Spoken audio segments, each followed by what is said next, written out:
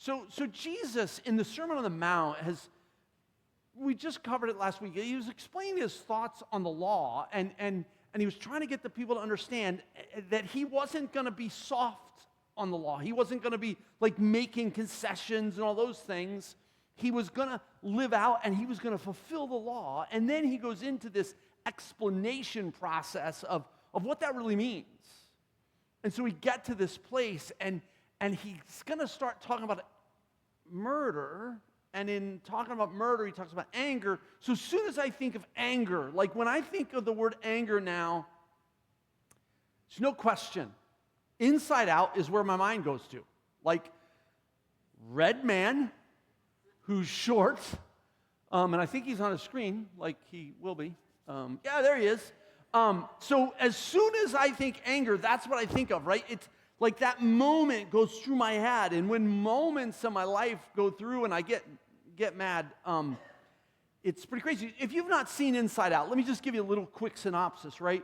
If you've not seen it, the characters are the emotions of Riley, and Riley in Inside Out is a preteen girl whose family has moved from Minnesota to San Francisco. She's having to kind of process through all that.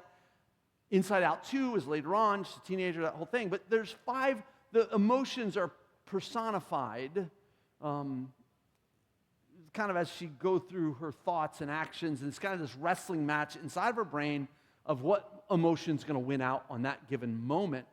And so the 5 emotions are joy, sadness, disgust, fear, and a real friend here, anger.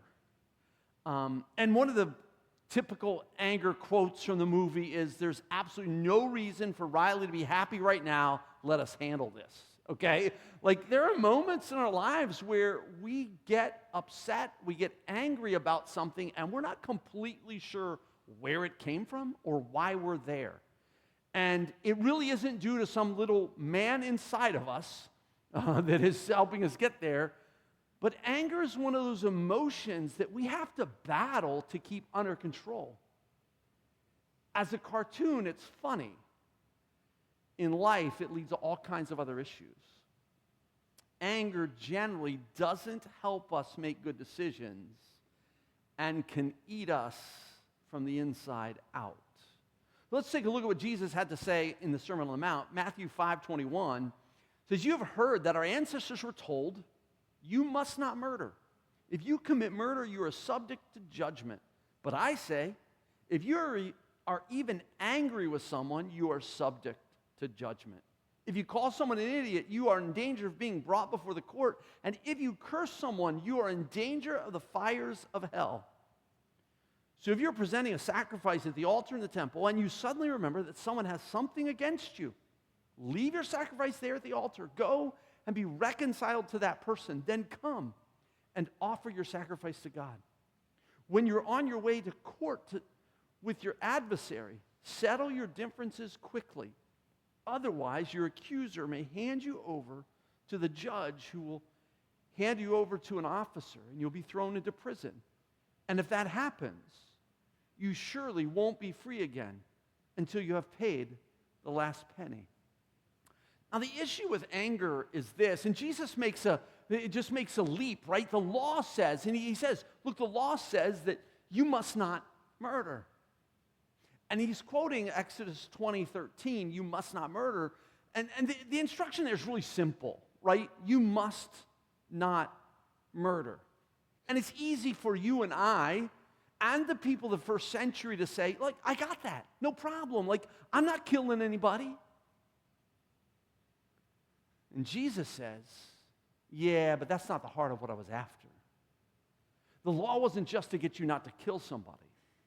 The law is there to help you understand that there's something deeper in play. It isn't just about the act of murder. It's what leads to murder that is the problem. And anger is what gets us to those places. Now again, is our anger getting us to that place? Probably not, generally for the most of us, right? It's like, I'm not sure there's anybody in the room, okay, that, I'm not worried about anyone in the room, okay? So, I'm thinking we're pretty safe here. So I'm just thinking that when Jesus is saying that, he's not expecting that murder is what he's after. he's pointing to the root cause. And the issue of anger is that murder is a byproduct of something else. And Jesus knows it is anger. Anger is the root of all kinds of division and broken relationships. And there's the key. Anger is really easy to identify in others. Not so easy to control in our own lives. There are moments in life where when things will hit us wrong, and for some reason, we'll have to fight not to get angry. There are moments where we're going to have to just figure out, why am I getting angry? And it can be as simple as someone responds to us when we ask a question in a way that we just don't like. Sometimes it's because people aren't meeting the expectations that we have for them. I'm going to give you the bowling reference, right? A couple weeks ago, Ansel and I were bowling, and next to us, not our pair, but next to us, the lanes next to us were breaking down a lot. Every other shot, there was something broken. It was fixed and then broken and fixed and then broken. Well, let's just say some of the people on that lane didn't respond real well. We knew they were angry. Not only were they angry, they were loud and angry.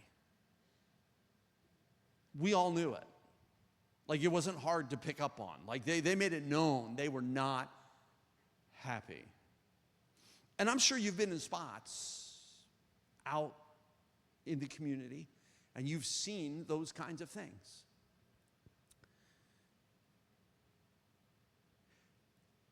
It's bad enough in bowling that our team has decided that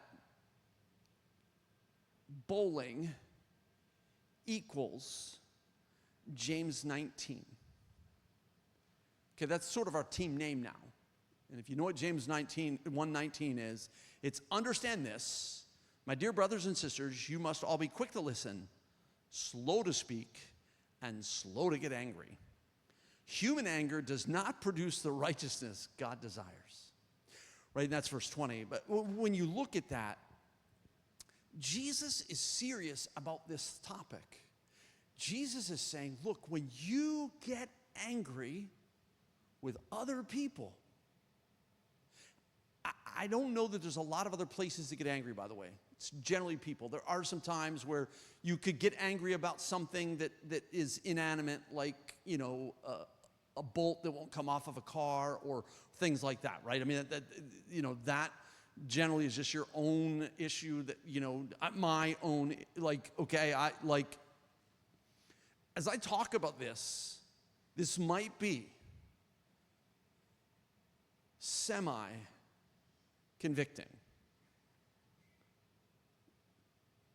Probably more so for me than you, okay?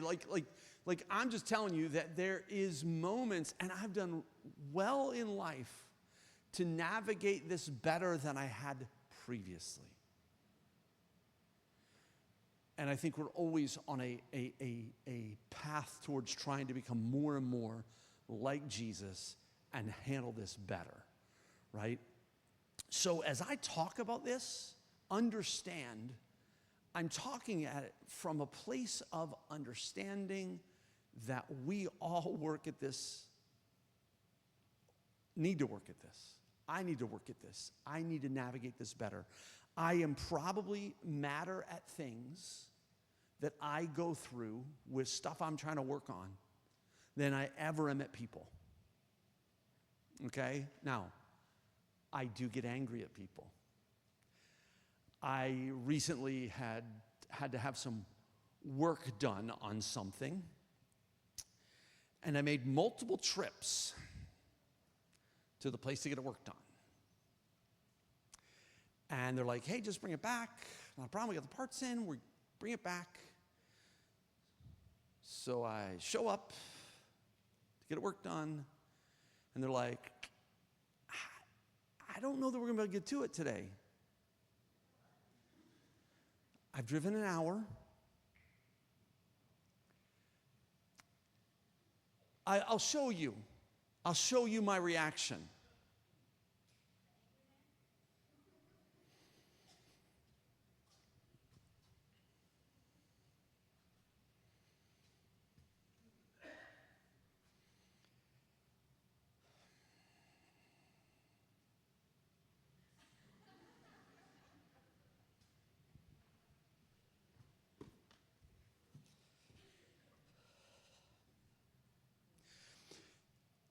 That is the first bit of my reaction, because it took me a little bit longer to stay calm.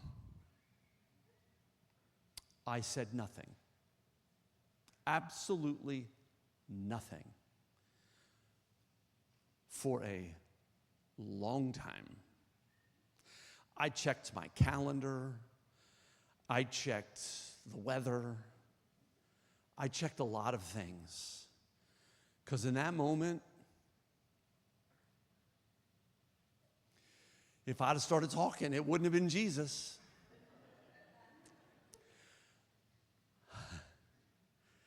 I had to take a lot of deep breaths. I had to keep quiet. I had to and finally, I was able to compose myself to the point that said,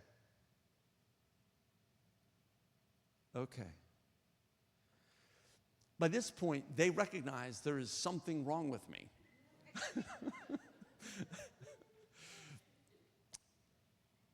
I said, I guess I'll leave it here. I'll come back. Well, we might be able to get to it late this afternoon. I mean, we're just really booked up and okay, I'll wait around and I'll see. Yeah. It is difficult to navigate moments like that. Now, here's the deal. Could I have given them what I thought they should? Yes. But here's the problem. They know what I do.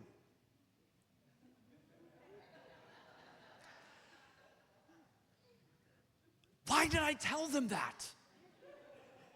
Why was I trying to be a witness at all? Why was I communicating the fact that, I'm a pastor and I lead a church here? And why did I tell them that? I should have just kept that quiet. I could have let them have it.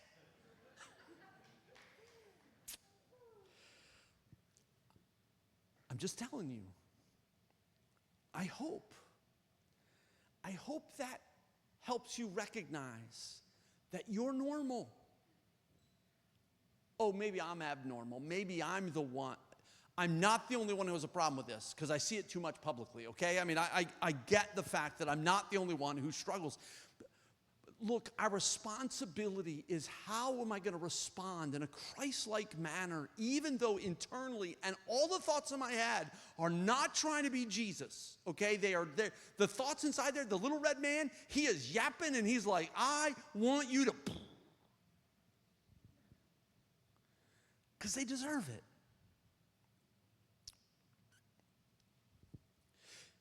Jesus was so serious about anger that he then gives us a couple illustrations as to how serious he is about it.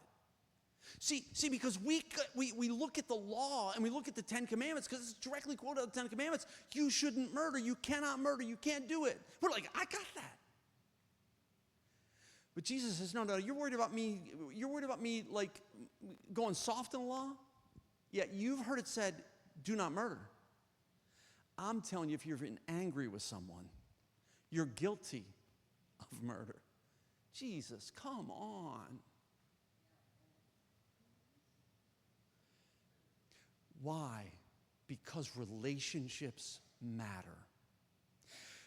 And the antidote for anger is reconciliation. So Jesus says, and he gives the illustration, right? Verse 23. So if you're presenting a sacrifice to the altar in the temple, and you suddenly remember that someone has something against you, leave your sacrifice there at the altar. Go and be reconciled to that person. then come and offer your sacrifice to God. If you're in the middle of worship, if you are giving your gift, if you're giving an offering, if you're presenting a sacrifice, and you remember someone has something against you, leave it there.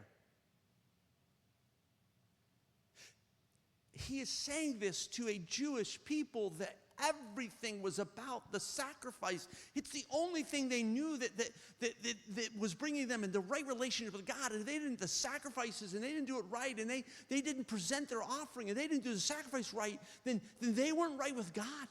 This really mattered. And Jesus said, no. The sacrifice is not as important as the relationship with the people around you. And if you don't have a right relationship with the people around you, your sacrifice, your offering, it means nothing. In fact, he says that over and over again in the Old Testament. Like, I don't want your offerings. I don't want your stuff. I want you. And I want you to be in right relationship with the people around you. And the antidote for anger, because anger most often is with other people, is reconciliation. It's doing what it takes to be reconciled with the people around you, with the person that's made you angry. Now you have to figure out, how do I go reconcile that? How do I reconcile with them if I've blown up? Like that would have been like, see, that was the good part, right? Even though all the thoughts, I didn't have to tell the people where I was getting the thing fixed. I didn't have to tell them all the thoughts that are going through my head. Where's their tires? Right? I never thought that. I didn't think about knifing anybody's tires. But I didn't have to share that I was going through all that. And I didn't have to apologize either, because I didn't let my anger get me. There are plenty of moments in my life when I have. And then we have to reconcile. We have to apologize for the things that we've allowed to put us over the edge, because Jesus is telling us that's what our responsibility is. He's like, go. Get reconciled with the person, and then come back and offer your sacrifice. The third thing, settle matters quickly. Verse 25 says, when you're on your way to court with your adversary, settle your differences quickly. Otherwise, your accuser may hand you over to the judge, who will hand you over to an officer, and you'll be thrown into prison. And if this happens, you surely won't be free again until you've paid the last penny.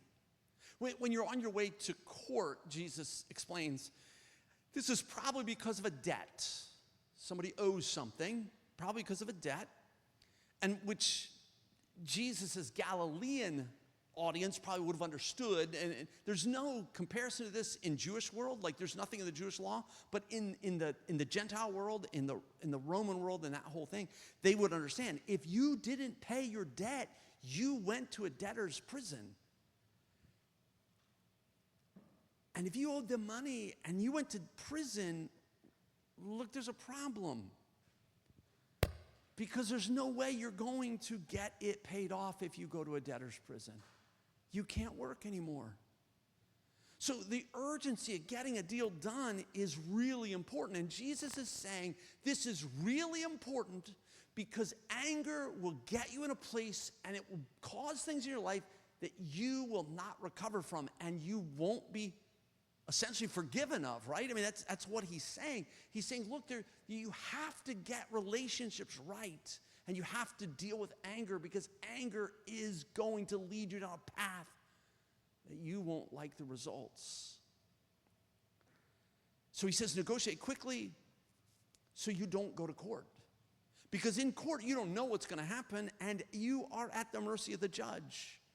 And then you have the impossibility of paying off that debt while you're in prison. So essentially, the judgment means you will never get it paid. You spend the rest of your life in prison. And anger may not sound so bad in our lives, or it may not be so bad in our lives that we end up in prison, but anger can set you up to be a prisoner of your own doing. Anger tends to cause broken relationships. And there's many stories over the years of families broken up by harsh words. Anger, which is not kept under control, is an issue. Proverbs 29:11 says, "Fools vent their anger, but the wise quietly hold it back."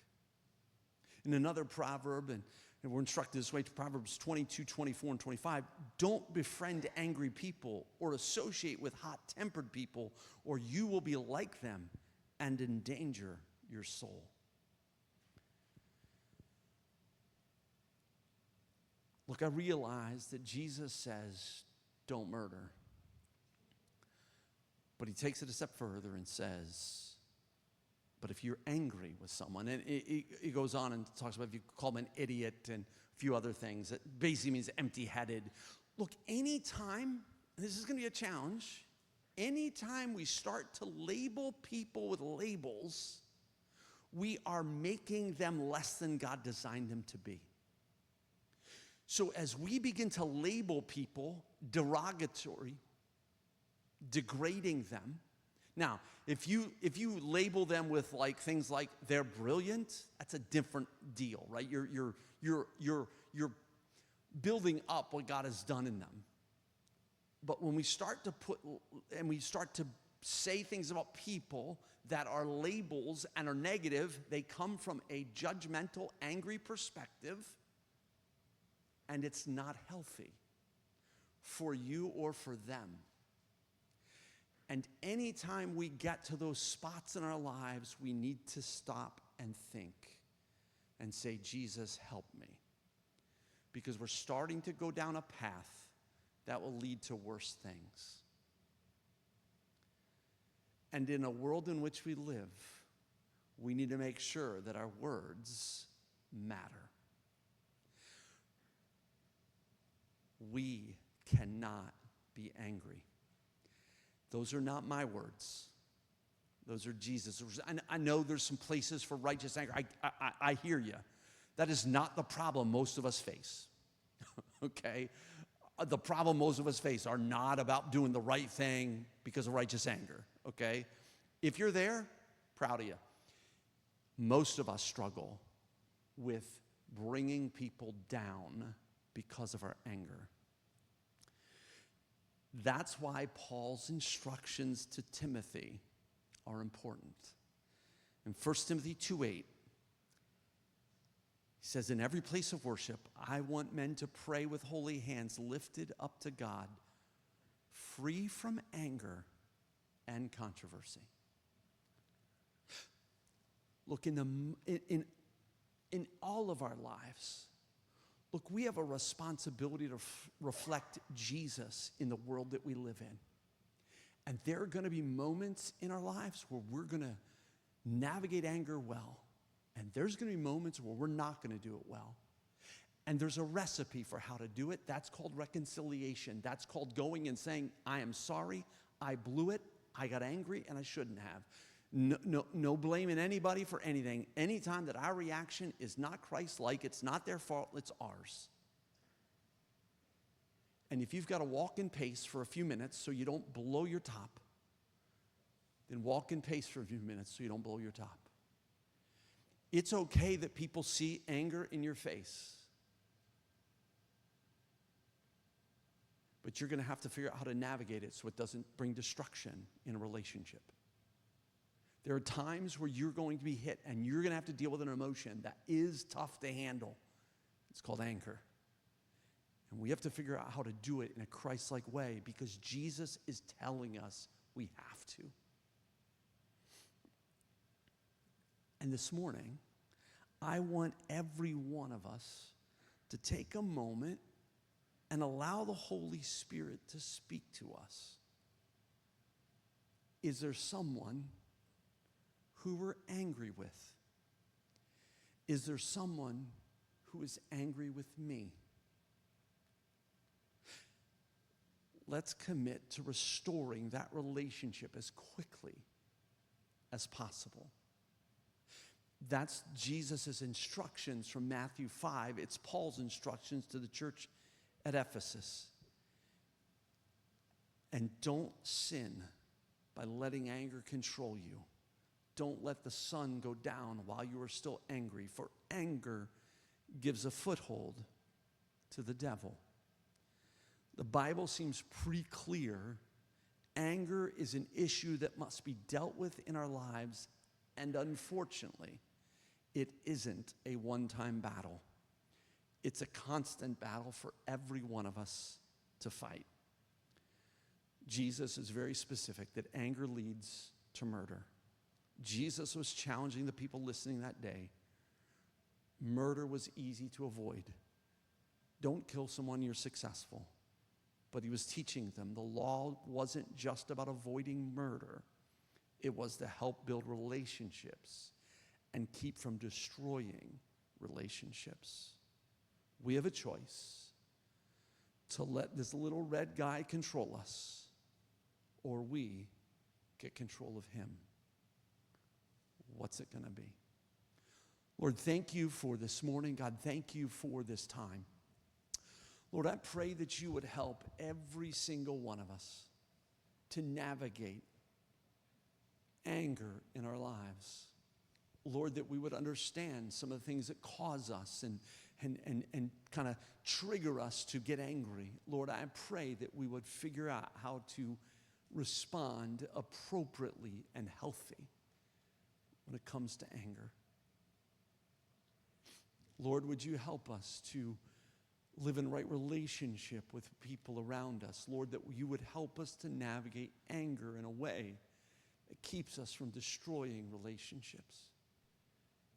And Lord, I pray that you'd speak to every single one of us.